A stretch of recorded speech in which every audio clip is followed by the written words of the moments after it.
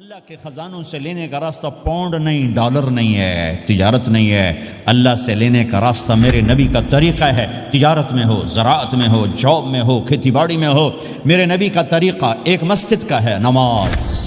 5 وقت کی نماز یہ میرے نبی کی آنکھوں کی ٹھنڈک ہے۔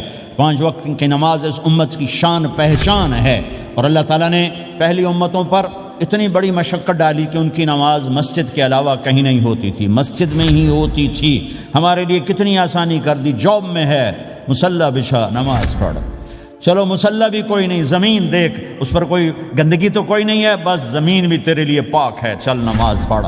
اور آسانی کر دی، پانی کوئی نہیں ہے، کوئی بات نہیں، مٹی میں ہاتھ مار، منہ پہ مل، پھر ایک ہاتھ مار، یوں کر، چل نماز پڑھ، میں تیری قبول کروں گا۔ یہ کسی امت کے ساتھ یہ نہیں ہوا، انہیں وضو ہی کرنا تھا چاہے پانی 50 میل پر موجود ہو، اور ہمارے لیے پانی کوئی نہیں ہے، چلو تیمم، مٹی میں ہاتھ ہمارا یوں کیا، پھر ہاتھ ہمارا ایک یوں کیا، ایک یوں کیا، چل بھائی اللہ اکبر قبول۔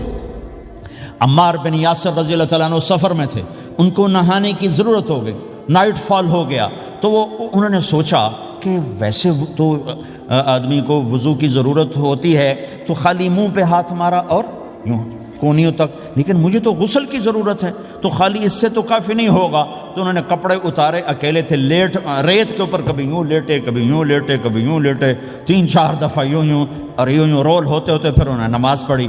آئے اللہ کے نبی کی بارگاہ میں، یا رسول اللہ مجھے رات کو نہانے کی ضرورت پڑ گئی، تو میں نے کہا وضو کے لیے تو خالی یہ 2 دفعہ کرنا کافی ہے، تو یہ تو نہانا تھا، تو میں تو ریت میں خوب رول ہوتا رہا۔ میرے نبی نے انما یکفیک ضربتان، ارے سیدھے بندے عمار، اس کے لیے بھی اتنا ہی کافی تھا کہ تو یوں کرتا اور یوں کرتا اور تو پاک ہو جاتا۔ اللہ نے اس نبی کے طفیل، اس محبوب مصطفیٰ صلی اللہ علیہ وسلم کے طفیل، اللہ نے کیا کیا سہولتیں اور آسانیاں ہمیں عطا فرمائیں۔